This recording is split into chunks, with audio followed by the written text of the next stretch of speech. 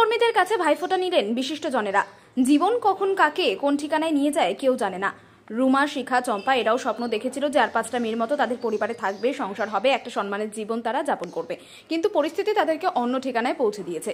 শুধু কেউ চরম অভাবের তাড়নায়, আবার কেউ ভালোবাসার মানুষকে বিশ্বাস করে ঘর ছেড়েছিল নতুন ঘর বাঁধার স্বপ্ন নিয়ে। কিন্তু ভাগ্য তাদের পৌঁছে এমন এক ঠিকানায় দিয়েছে যেখানে আসা যায় কিন্তু ফেরা বড় কঠিন, অথবা ফেরার পর নতুন করে বাঁচাই যে বড় কঠিন।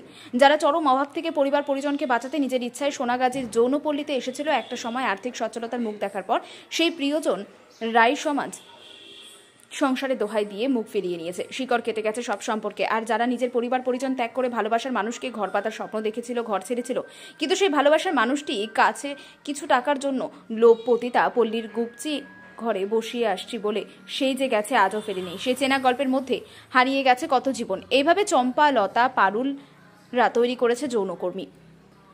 সময়ের নিয়মে তাদের সবার মনের খেতে জমে গিয়েছে পুরো আস্তরণ। বিগত জীবনের সব চাওয়া পাওয়া হারিয়ে গিয়েছে সোনাগাছের পতিতা পল্লীতে। কিন্তু শিখা, চম্পা, কল্পনা প্রতিদিন তাদের নানান সম্মুখীন হয়ে থাকেন।